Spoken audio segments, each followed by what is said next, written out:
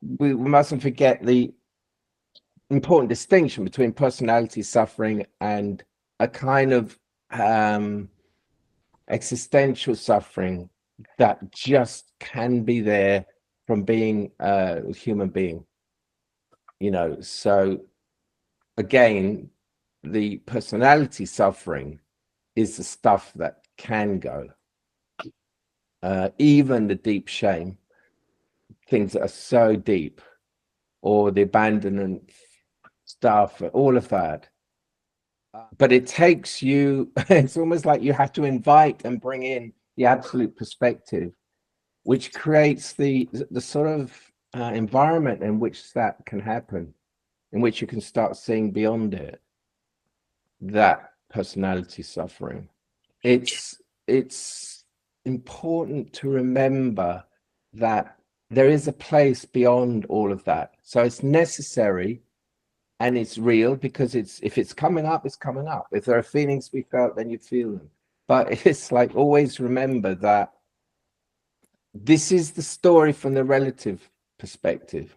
And obviously I'm not saying that to say, therefore forget it, because this is what we experience. But we also have the capacity to feel the absolute perspective. So it's weird. It's not like, oh, you go to the absolute and you forget all that. Some spiritual stuff tries to make you do that and says that's the way. Obviously, to us, that's bypassing. That's not it. But you can almost do it in the reverse. You can do it the other way. You can get stuck in the emotions and the process and the work, and you can forget, well, what's the whole point of us? What is the whole point of this anyway? Just to go round and round in our terrible story. So it's, yeah, both, and face what you have to face while remembering who you are before that story. I mean, I think some people go to spiritual teachers and they give them a hit of the absolute, don't they? They get a kind of blast of, and that's, that's an experience, and that's nice. And for a moment, you can perhaps open beyond your story. But then you go home and then yes, you're back with your story. So hopefully this encompasses both ends of this, both sides of this. So this is like the full circle. This is the complete picture. You don't cut that off. You don't cut that off.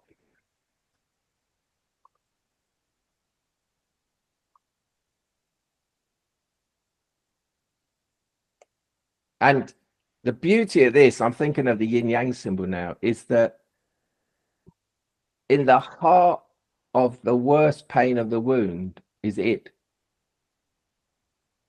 absolute. I almost felt, I felt like crying when I said that, but that's so, yeah. It just comes around full circle, and even in the heart of the deepest pain of the worst bit of your life, yeah, you're that close. You're just at the portal to the absolute.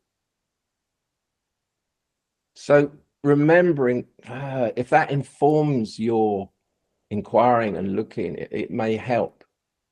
It's again, it's reframing the way you see the wound, rather than just this terrible, terrible moment where we lost our joy.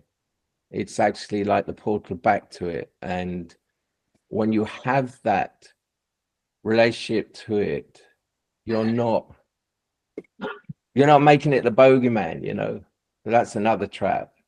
You're just seeing it for what it is, and it holds at its core the beauty that you're seeking, really.